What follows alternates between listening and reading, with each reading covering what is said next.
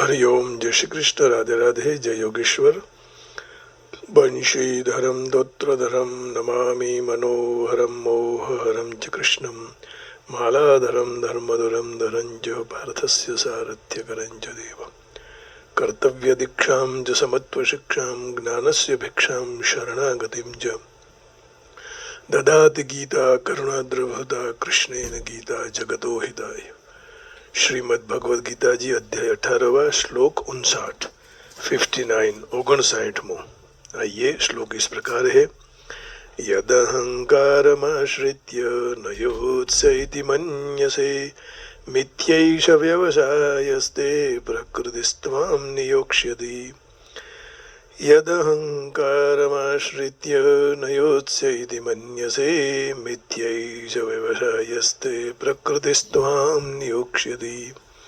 अहंकार का यदि हमने आश्रय लिया तो हे अर्जुन, तू भी जो ऐसे मान रहे हो कि मैं युद्ध नहीं करूंगा, तो तेरा यह निश्चय मिथ्या है, झूठ है, असत्य है। क्योंकि क्षात्र स्वभाव और तुझे बलजबरी से माने युद्ध में जोड़ देगा।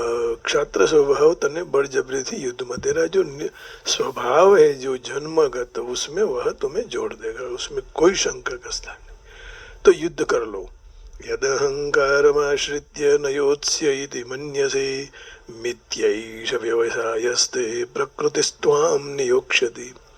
तो प्रकृति ही महत्तत्व और महत्तत्व से अहंकार उत्पन्न हुआ और अहंकार से विकृत अंश है।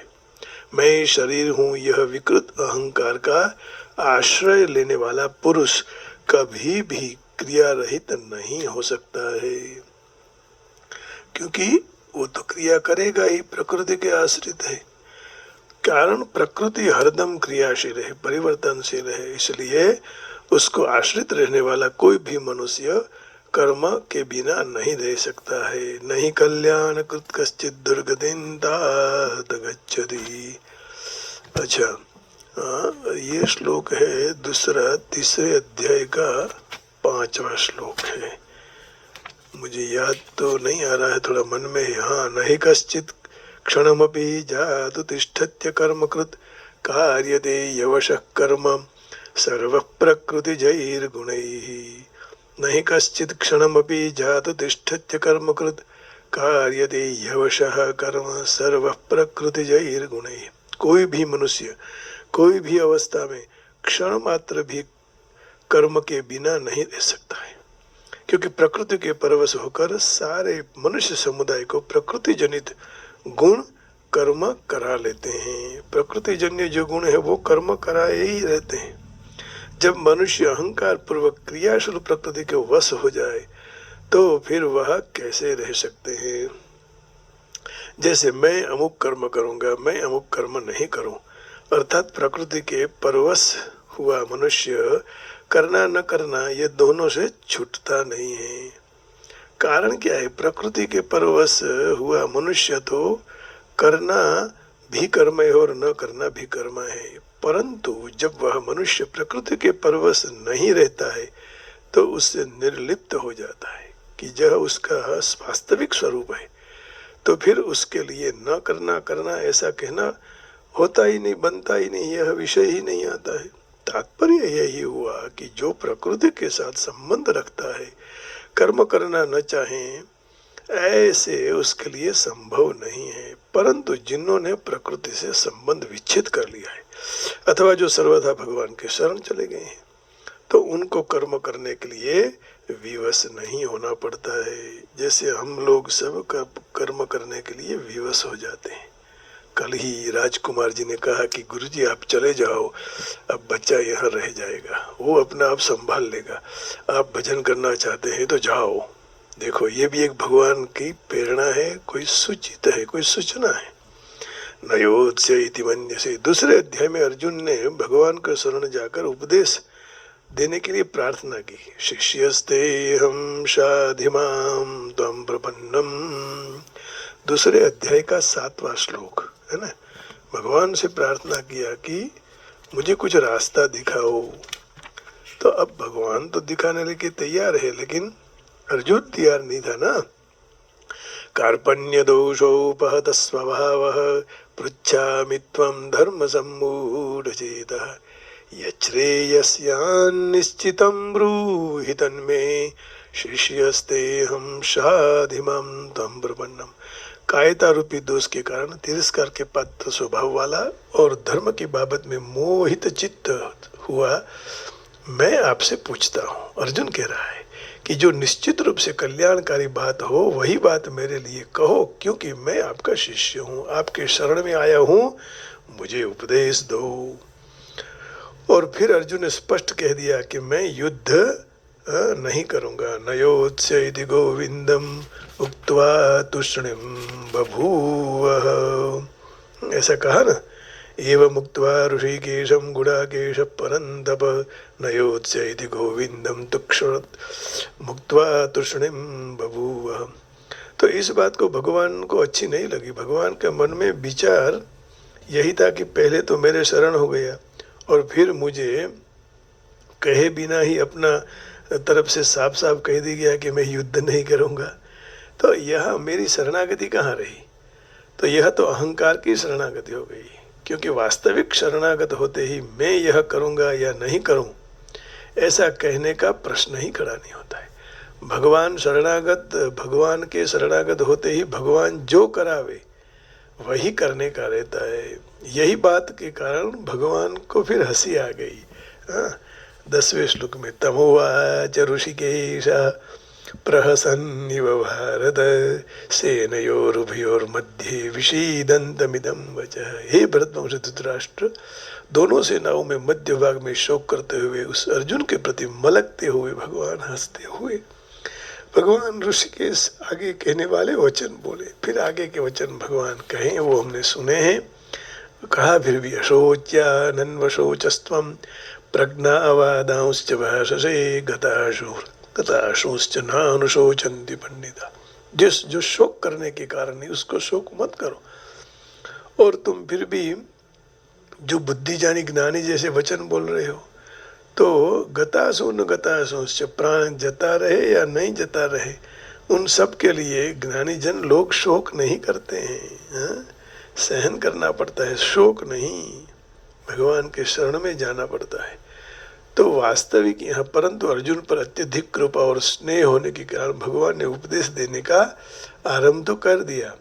नहीं तो भगवान वहीं कह देते कि भाई तुमको जैसी इच्छा है वैसे करो, यथेच्छसि तथा कुरु। 18वें अध्याय में 63 में भगवान ने ये कहा कि तुमको जो मन में आओ करो भाई। यहाँ समाज में भी हम कहते हैं ना, इति ते ज्ञानमाख्यातं गुह्याद् गुह्यतरं मया विमृश्यैतदशेषेण यथेच्छसि तथा कुरु। ये तो अंत में कहा। यह गोपनीय थी, यह अति गोपनीय शरणागति ज्ञान मैंने कह दिया। अब तू उसके ऊपर अच्छी तरह विचार कर। अब तुम्हारी जो इच्छा हो वो तुम करो, अंत में कहा।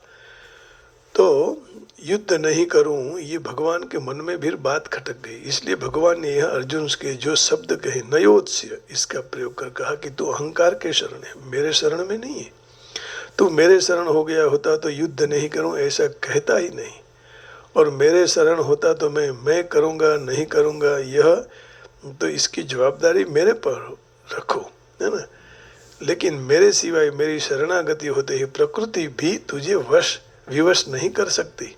प्रकृति का भी कुछ नहीं चलता। एक बार भगवान के शरण में चले जाएं फिर प्रकृति भी जो भगवान की इच्छा होगी उसी तरह प्रकृति करेगी। जैसे 7वें अध्याय के 14वें श्लोक में भगवान कह रहे हैं, दैवी एषा गुणमयी मम माया दुरत्यया मामेव ये प्रपद्यन्ते मायामेतां तरन्ति ते। क्योंकि मेरी यह अलौकिक त्रिगुणमयी माया पार करनी कठिन है, परंतु जो मनुष्य मात्र मेरे शरणागत होते हैं तो वह उस माया को तैर जाते हैं।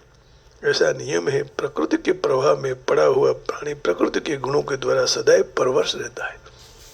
यह एक बहुत धार्मिक मार्मिक बाबत है। मनुष्य जो प्राकृत पदार्थों को अपना मान लेता है तो पदार्थों के सदैव परवश पराधीन हो जाता है।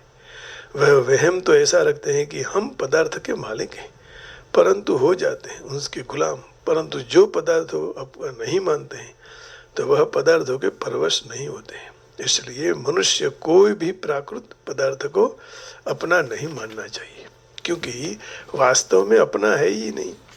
अपना वास्तव में केवल भगवान अपने हैं, और भगवान को अपना मानने से मनुष्य की परवस्था सदाई के लिए समाप्त हो जाती है।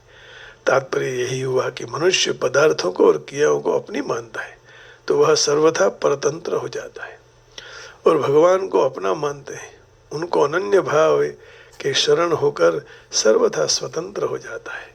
भगवान जब जैसे करे, कल गाया ना कि भरी तू गाड़ो मारू क्या लई जाए, हूँ काई नव जानू, क्यांथी આવ્યો ક્યાં જવાનું, ક્યાં મારે રહેવાનું, હરી તું ગાડો મારો ક્યાં લઈ જાય, હું કાંઈ ન જાણું।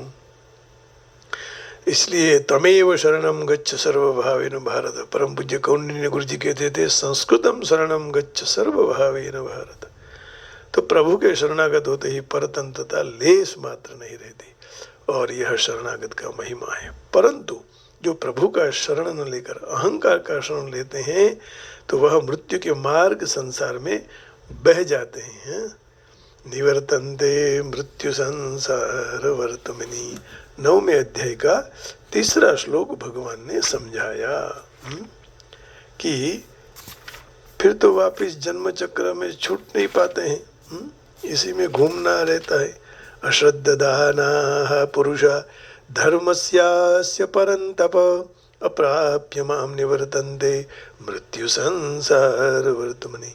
हे परंतप, इस धर्म के महिमा पर श्रद्धा के रहित मनुष्य मुझे प्राप्त करते ही मृत्यु रूपी संसार चक्र में भटकते रहते, अर्थात बारंबार जन्म मरण के चक्र से में छूटते नहीं है, उसी में ही घूमते रहते हैं। इस बात की चेतावनी आपने भगवान ने अर्जुन को कह रहे हैं कि तू जो कहता है कि मैं युद्ध नहीं करूं, तो तेरा यह कहना और तेरी यह हठाग्रह वृत्ति चलेगी नहीं। तुझे क्षात्र प्रकृति के परवश होकर युद्ध करना ही पड़ेगा। मिथ्यैष व्यवसाय अस्ति। व्यवसाय अर्थात निश्चय 2 प्रकार का होता है, वास्तविक और अवास्तविक। परमात्मा के साथ अपना नित्य संबंध, उनका निश्चय करना, ये तो वास्तविक है, और प्रकृति के साथ मिलकर पदार्थों का निश्चय करना यह अवास्तविक है। 2 प्रकार के व्यवसाय हैं, वास्तविक और अवास्तविक। तो जो निश्चय परमात्मा के कारण होते हैं उसमें अपनी प्रधानता रहती है, और जो निश्चय प्रकृति के लिए होता है उसमें अंतःकरण की प्रधानता रहती है। इसलिए भगवान यहाँ अर्जुन को कह रहे हैं कि अहंकार का अर्थात प्रकृति का आश्रय लेकर तू जो कह रहा है मैं युद्ध नहीं करूं, ऐसा तेरा क्षात्र प्रकृति के विरुद्ध निश्चय वास्तविक है, अर्थात मिथ्या है, झूठा है।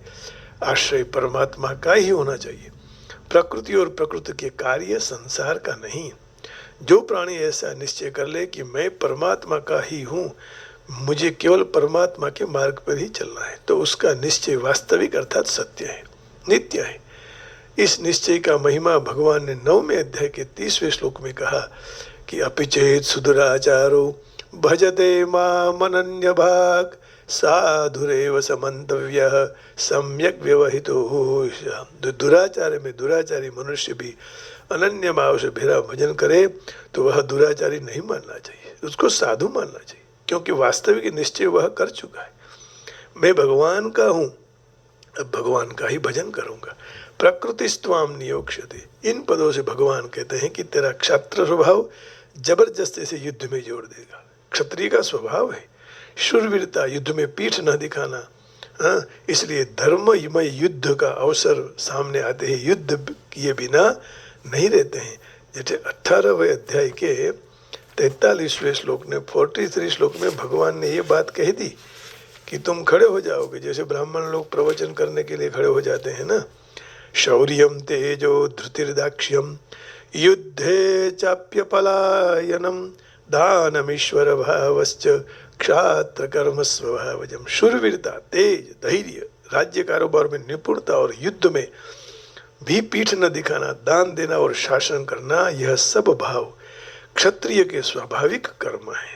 सब क्षत्रिय के कर्म है, तो क्षत्रिय करे बिना नहीं रह सकता। तो पूर्व श्लोक में ये बात आई कि अहंकार के कारण परिणाम अच्छा नहीं मिलता है, और इस श्लोक में बात में आई कि अहंकार के कारण क्रिया अच्छी नहीं है, अच्छी नहीं हो सकती। अहंकार वाले का कर्म सब बिगड़ जाता है ना।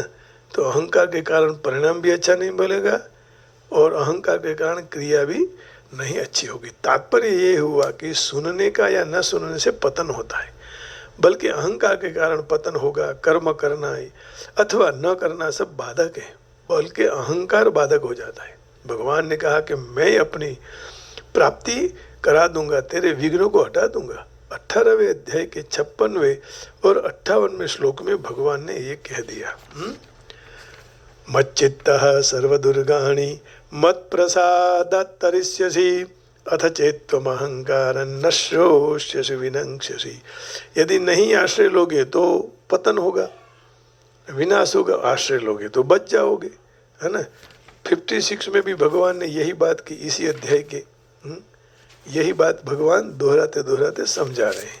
क्या कहा भगवान ने कि अर्जुन सुनो, सर्वकर्माण्यपि सदा कुर्वाणो मद्व्यपाश्रयः मत्प्रसादात् अवाप्नोति शाश्वतं पदमव्ययम्। मेरे आश्रय हुआ भक्त हमेशा सारे कर्मों को करते हुए भी मेरी कृपा से शाश्वत अविनाशी परम पद को प्राप्त हो जाता है।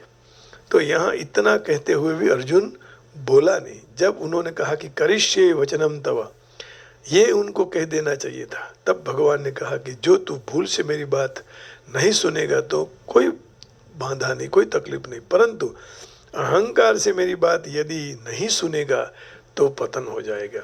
तो भगवान का भाव है कि भक्त का सब काम साधना सिद्धि मैं कर देता हूँ, है ना। तो अहंकार को छोड़ने की बात यहाँ आई। साधना से भगवान काम करते हैं। इसी तरह अपने भक्त को सारी तरह का मेरा आश्रय लेना चाहिए, परंतु मेरा आश्रय न लेकर वह अहंकार का आश्रय ले तो पतन होगा। अहंकार का आश्रय लेने से मद व्यपाश्रय नहीं होगा, क्योंकि मेरे आश्रय के स्थान पर मेरी अपरा प्रकृति अहंकार का आश्रय लिया। कर्तव्य कर्म युद्ध में मैं अकेला हूँ और तेरे साथ हूँ, यह बात सुनकर कर्तव्य में लग जाऊंगा तो जवाबदारी मेरी होगी। अच्छा, कहने का भाव क्या है कि एक प्रकृति लगावे छे, जो तू मारी बात नहीं माने तो क्षत्रिय प्रकृति तने युद्धમાં જોડી દેશે। પ્રકૃતિ લગાવશે તો જવાબદારી તારી થશે, અને મારી વાત સાંભળીને કર્તવ્યમાં લાગીશ તો જવાબદારી મારી થશે। भगवान कह रहे हैं कि तुम यदि नहीं मानोगे मेरी बात तो प्रकृति युद्ध में जोड़ देगी, तो जवाबदारी तेरी हो जाएगी। अब मेरे शरण में आ जाएगा तो जवाबदारी मेरी, तेरी जवाबदारी होने से तू बंध जाएगा और मेरी जवाबदारी होने से तू मुक्त हो जाएगा। कितना अच्छी बात भगवान ने कर दी। इसलिए भगवान के शरण में जाना ही सर्वोत्तम श्रेष्ठ मार्ग है और अन्य कोई भी मार्ग नहीं है। आइए इंग्लिश का ट्रांसलेशन क्या कहते हैं। हाँ, यदहंकारमाश्रित्य न योत्स्य इति मन्यसे मिथ्यैष व्यवसायस्ते प्रकृतिस्त्वां नियोक्ष्यति। If taking your stand on egoism, you think I will not fight. Vain is the resolve of yours. Nature will drive you to the act. है ना। प्रकृतम नियोग, प्रकृति से बंधन हो जाएगा। मेरे शरण में आओ जाओ तो मुक्ति होगी और फिर मेरी जवाबदारी होगी। यदि मेरे शरण में नहीं आए तो जवाबदारी तुम्हारी हो जाएगी। तो भगवान ये कह रहे हैं, if you do not act according to my direction and do not fight, then you will be fastly directed by your nature. You will have to be engaged in the warfare. तो भगवान के शरण में जाने से हमारी जिम्मेदारी नहीं रहती। कोई राजा की रथ में बैठ गए तो फिर राजा की जवाबदारी हो गई, हमें कोई चिंता नहीं। तो मेरे आदेश अनुसार कर्म नहीं करे और लड़ेगा तो तू अलग गैर मार्ग माने अयोग्य मार्ग पर चला जाएगा। अपने स्वभाव से युद्ध करना पड़ेगा। अर्जुन एक सेनानी है, क्षत्रिय स्वभाव के साथ पैदा हुआ था। युद्ध करना उसका स्वाभाविक कर्तव्य था, परंतु अहम भाववश वह डरता था। अपने गुरु पितामह मित्र का वध करने से पाप लगेगा। वास्तुतः वह अपने को अपने कर्म के स्वामी मान रहा था कि मैं ये कर रहा हूँ। करने वाले तो भगवान थे। भगवान ने कहा था कि सब मरे हुए हैं, तुम्हें तो केवल युद्ध करना है, एक्शन करनी है। क्योंकि वो जानता था कि स्वयं ऐसे कर्म सारे नर से फल को देने का दूरी संचार करता हो। तो वह भूल गया था कि स्वयं पूर्ण पुरुषोत्तम भगवान हाजिर थे उसके साथ, तो युद्ध करने का आदेश दे रहे थे। वही बद्ध जीव की विस्मृति है। पूर्ण पुरुषोत्तम परमेश्वर निर्देश देते हैं कि क्या खराब है क्या अच्छा है, तो भगवान जब कहे तो करने का था। लेकिन सब जीव की यह माया के वश गलती हो जाती है। तो मनुष्य जीवन की सिद्धि प्राप्त करने के लिए कृष्ण परायण मात्र कर्म करना है। कोई भी मनुष्य अपना भाग्य के बाबत में निश्चय पूर्वक नहीं जान सकता है, भगवान जानते हैं। इसलिए सर्वोत्तम मार्ग यही है कि परमेश्वर के पास से निर्देश प्राप्त करके कर्म किया जाए। क्योंकि हम तो कुछ नहीं जानते हैं ना भाग्य के बारे में, भगवान जानते हैं कि हमारा क्या होगा। तो अथवा भगवान के प्रतिनिधि स्वरूप गुरु के आदेश से उपेक्षा नहीं करनी चाहिए। गुरु के आदेश की मनुष्य पूर्ण पुरुषोत्तम परमेश्वर की आज्ञा का पालन करना, हा ना कहे बिना, आनाकानी बिना के ना कर्म करना चाहिए। इसलिए तो उस संजोग, सब संजोगों में वह सुरक्षित रहते हैं। तो इस प्रकार यहाँ कहा, यदहंकारमाश्रित्य नयोत्स्य इति मन्यसे मिथ्यैष व्यवसायस्ते प्रकृतिस्त्वां नियोक्ष्यति। फिर प्रकृति तुम्हें खींच ले जाएगी, इसलिए प्रकृति से बचो, परमात्मा को साथ ले लो, परमात्मा का भजन करो, परमात्मा के साथ जाओ, परमात्मा का चिंतन करो, परमात्मा की शरणागति स्वीकार लो। जो परमात्मा हमें कहें वही करने लग जाओ तो भगवान याद आएंगे। जैसे नंदलाला को माँ याद आई थी ना, वैसे याद करने का। लाला ने माता जसोदा जी सांभरे, ममता ने मूर्ति मारी रह गई गोकुल माँ, नी मूर्ति मारी रह गई गोकुल माँ। नंद लाला ने माता जसोदा जी सांभरे, गोविंदा गोपाल गोविंदा गोपाल गोविंदा गोविंदा गोविंदा। हीरा माणिक नाम मुगट धराय छे, हीरा माणिक नाम मुगट धराय छे, हीरा माणिक नाम मुगट धराय छे, हीरा माणिक नाम मुगट धराय छे। मोर पीछ माख मारी रह गई गोकुल माँ, मोर पीछ पाख मारी रह गई गोकुल माँ। नंद लाला ने माता जसोदा जी सांभरे, ममता नी मूर्ति मारी रह गई गोकुल माँ, ममता नी मूर्ति मारी रह गई गोकुल माँ। नंद लाला ने माता जसोदा जी सांभरे, गोविंदा गोपाला गोविंदा गोपाला गोविंदा गोपाला गोविंदा गोपाला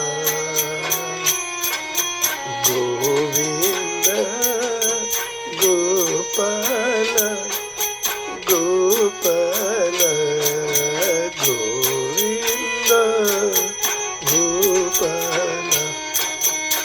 તબલા સારંગીના સુર સંભળાય છે, તબલા સારંગીના સુર સંભળાય છે, તબલા સારંગીના સુર સંભળાય, તબલા સારંગીના સુર સંભળાય છે.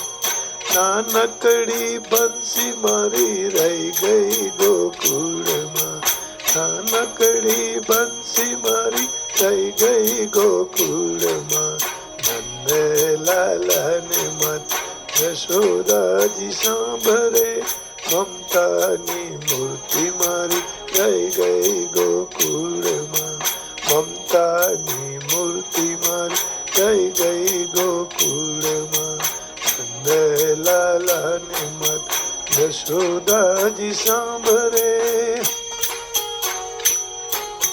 ગોવિંદ ગોવિંદ હરિ ગોવિંદ, ગોવિંદ હરિ ગોવિંદ, ગોવિંદ ગોવિંદ ગોવિંદ.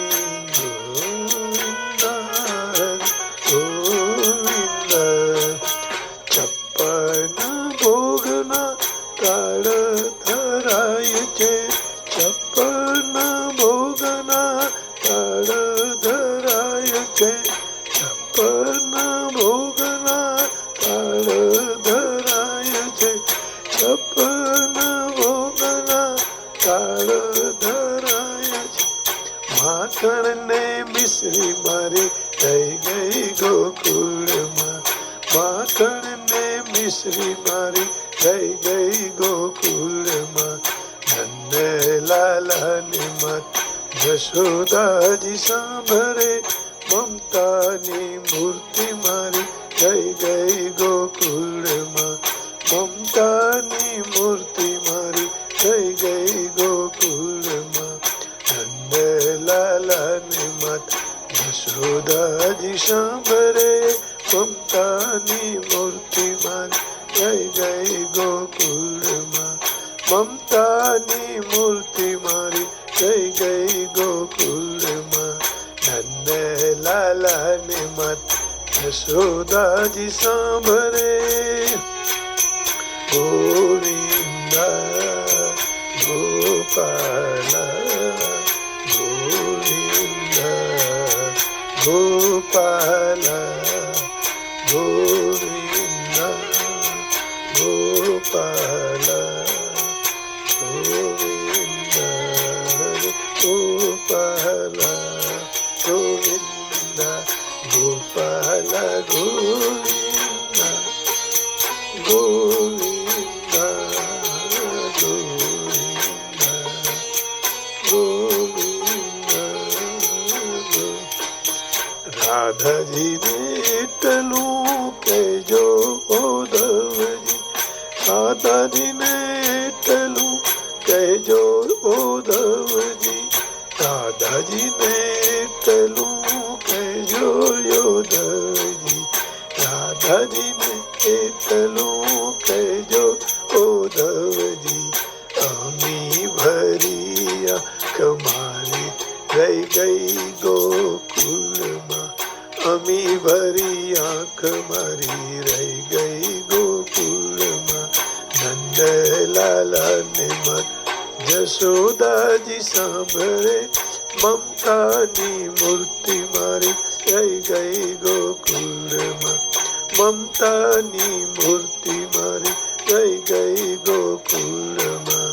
નંદલાલાને મત યશોદાજી સાંભળે, મમતાની મૂર્તિ મારી રહી ગઈ ગોકુળમાં, મમતાની મૂર્તિ મારી રહી ગઈ ગોકુળમાં, મમતાની મૂર્તિ મારી રહી ગઈ ગોકુળમાં. ગોવિંદ ગોવિંદ ગોપાલ ગોપાલ ગોવિંદ ગોપાલ. आप सबके हृदय में हो बैठे हुए नंदलाला को याद आते हुए, यशोदा को याद आते हुए गोपाल गोविंद को प्रणाम करके वाणी को विराम देता हूँ। जय श्री कृष्ण, हरिओम, जय श्री कृष्ण, राधे, जय योगेश्वर, जय गिंडारी, गोविंदा गोविंदा, जय श्री राम, जय राम जी की बरसाने वाले की जय हो, जय हो प्रभु, जय हो।